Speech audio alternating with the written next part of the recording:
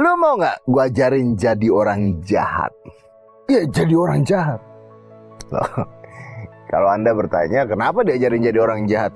Jadi orang jahat itu enak dan ada gunanya. Soalnya kalau kalian jadi orang baik aja, yang ada kalian disalib sama orang lain. Pernah nggak? Kalian merasa punya opportunity, punya kesempatan di depan mata kalian untuk jadi sukses, untuk meraih sesuatu yang lebih, tapi ternyata ada resikonya. Jauhin teman, keluarga, pasangan, lalu disalib sama orang. So oke. Pertanyaan saya, ini penting. Anda pernah nggak gebet pacar teman Anda? Jawab dong. Pernah nggak Anda gebet pacar teman Anda? Atau at least punya kepikiran di otak Anda ingin gebet pacar teman Anda? Takut nyakitin perasaan orang lain. Tapi masa nggak pernah ada pikiran itu dalam otak Anda? Masa nggak pernah dalam otak Anda sedikit saja Anda berpikir jahat? Karena kalau jawabannya kalian nggak pernah berbuat jahat dalam hidup Anda, bodoh. Karena kalau tujuan kita untuk sukses, then you need to be evil. Kalian harus bisa jahat dan harus mau dibenci sama orang lain karena kejahatan kalian. Orang-orang sukses tuh begitu, nggak percaya? Dibenci sama orang lain, bahkan sama orang yang dekat dengan kita, bahkan sama keluarga. Coba ya, Anda pikir, om sama tante lu lebih berharap nggak anaknya lebih sukses dibandingkan lu? Lah jahat itu. Atau orang tua kalian, menurut kalian lebih berharap tidak lebih sukses dibandingkan anak tante lu? Sama, jahat dong. Kalau orang tua kalian mengharapkan kamu lebih sukses dibandingkan anaknya om tante kamu, jahat. Karena dia mau kamu yang menang, bukan anak om dan tante kamu. Jahat dong. But the catch is, untuk sukses kadang memang harus jahat.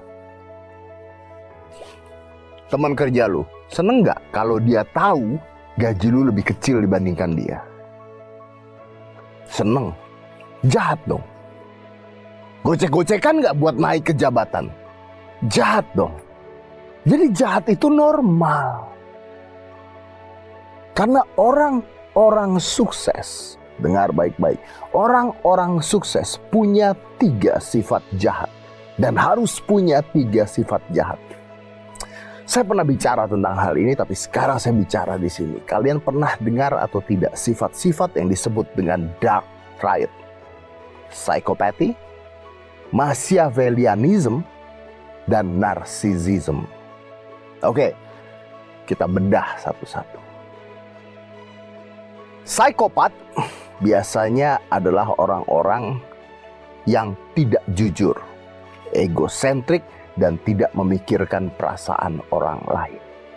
Di level-level tertentu. Pertanyaan saya, kalian punya itu tidak? Kalau kalian tidak punya itu, jangan harap kalian sukses.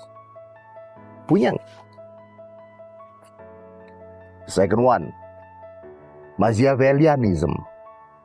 Itu adalah pesona palsu, berkarakter palsu. Ya kayak filter-filter kalian di Instagram itulah.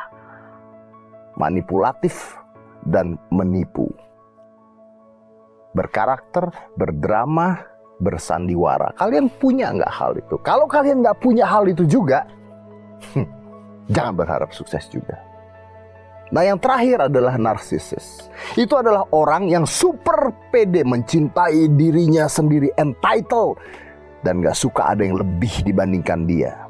Dan dia suka bersaing dengan orang lain. Punya tidak kalian hal itu? Kalau kalian bilang orang sukses itu karena kerja keras, karena gemar belajar, itu sifat-sifat dasar. Yang kerja keras gak sukses masih banyak. Yang baik hati gak sukses banyak.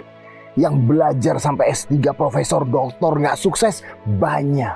Tapi sifat-sifat ini, psikopati, Machiavellianism, dan narsisism, itu adalah sifat jahat orang-orang sukses yang harus dimiliki kalau Anda mau sukses. Aneh kan? Sifat jahat dibutuhkan untuk sukses. Karena dark triad, dengarkan baik-baik.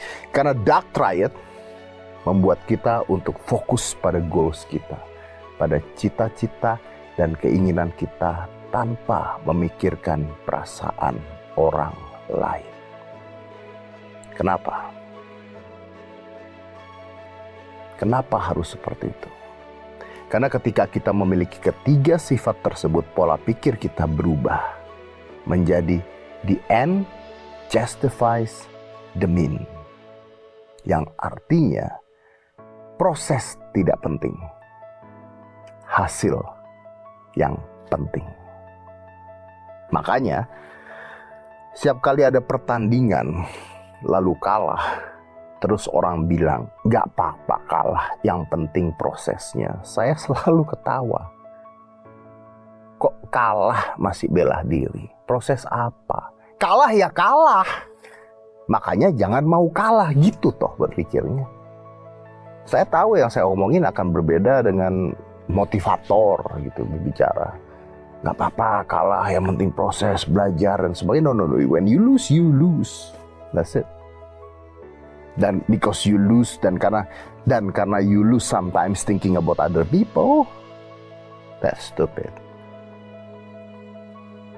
Orang-orang dengan dark triad ini akan melakukan apapun dan menghalalkan segala cara untuk mencapai tujuannya. Karena mereka tahu sulit berkembang ketika mengikuti aturan. Ingat ya, ingat. Saya tidak pernah mengatakan kalau kalian harus melakukan kegiatan ilegal.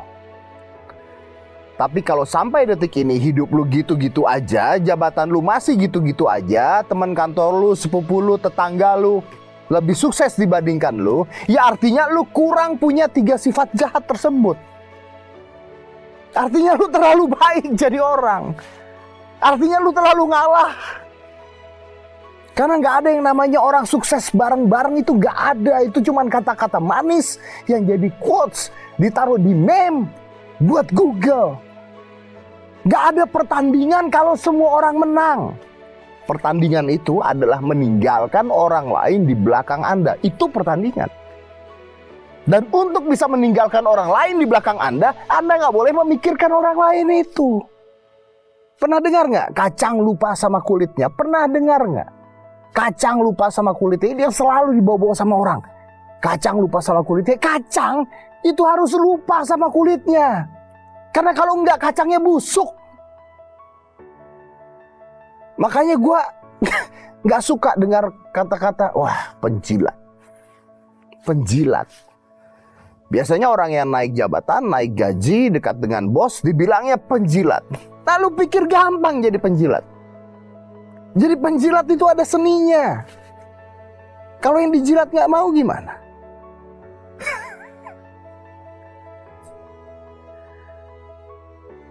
So this is an art. Ya, again saya tahu omongan saya akan berbeda dengan yang kalian dengar dari motivator. I am not motivator. I'm just telling you what I think. Tapi memang benar. Untuk jadi penjilat itu dibutuhkan salah satu sifat dark triad, Machiavellianism. Gua ambil contoh ya. Berapa orang di luar sana yang sukses, yang punya sifat dark triad? Hampir semuanya. Kalian pikir Elon Musk, Steve Jobs, Jeff Bezos itu nggak jahat? Kalian pikir mereka baik gitu? Hey, Steve Jobs itu adalah seorang narsisis pol. Apple, produk Apple is all about him. Tidak ada Apple kalau tidak ada Steve Jobs. Apple ya Apple aja nggak akan terkenal. Dan Steve Jobs terkenal sombong, superior, dan sering merendahkan kompetitornya. Dan semua orang harus nurut dengan kemauan dia. Everything goes by his rules. Jahat kan? Bahkan ada rumor yang mengatakan bahwa ada mantan pegawainya ini bercerita Steve Jobs itu satu lift dengan anak magang di sana, terus dia nanyain pekerjaan anak tersebut, anaknya jawab gelagapan sedikit, besok dipecat. Tapi Apple-nya sukses kan? Gara-gara Steve Jobs kan? Yang narsis tersebut kan? Elon Musk ini juga kontroversi. Anda mengagung-agungkan Elon Musk dan sebagainya. Emang dia orang rendah hati gitu, baik-baik gitu, rendah hati. No. Elon Musk adalah salah satu orang terkaya di dunia, terkenal sebagai orang di balik kesuksesan Tesla. Punya space transport company SpaceX dan baru aja ngebeli Twitter yang sekarang kalau centang biru harus bayar. Kurang hebat apa Elon Musk? Tapi Elon Musk terkenal tidak peduli sama perasaan orang lain.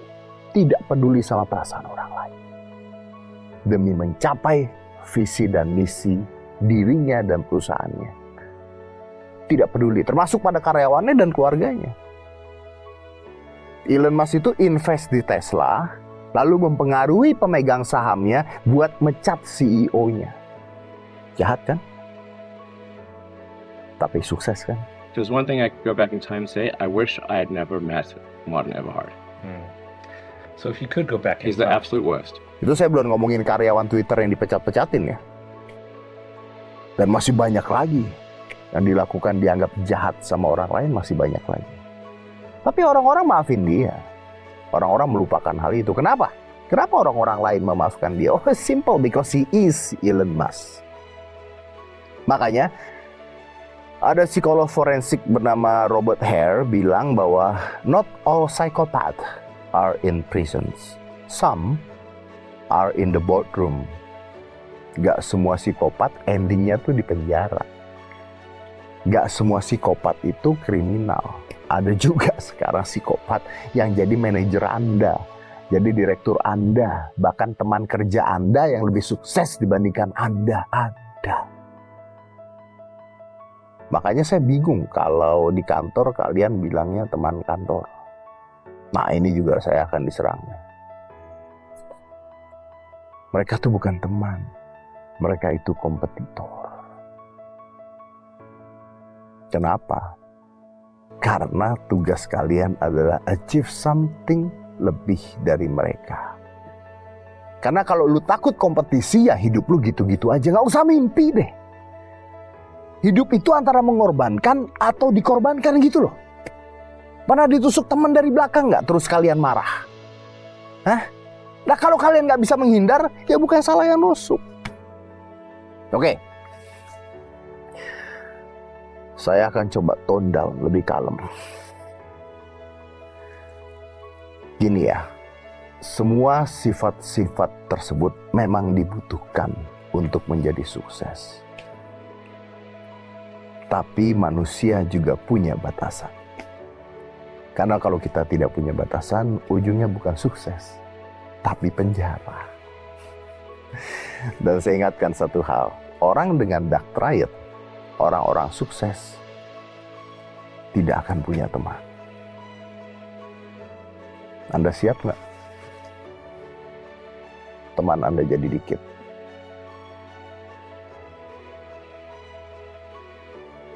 Atau Anda lebih mementingkan teman, saudara? Karena orang-orang sukses tidak punya teman. Sekarang ngerti dong, kenapa Ferrari kursinya 2, sedangkan bis kursinya banyak. Quality over quantity. Tapi inti dari ini adalah, kalau lu mau sukses, jangan jadi people pleaser. Jangan jadi orang yang gak enakan. Jangan gampang dipengaruhi oleh omongan orang. Jangan menjadi orang yang tidak yakin terhadap diri sendiri, opini sendiri, sering ngalah pada orang lain, dan tidak bisa menolak permintaan orang lain. Kalau Anda punya sifat-sifat tersebut, please, I tell you now, stop doing that.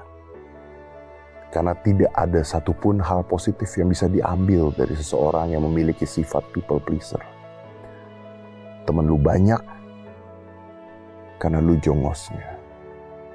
So, let's be evil, but in the right way. Cheers.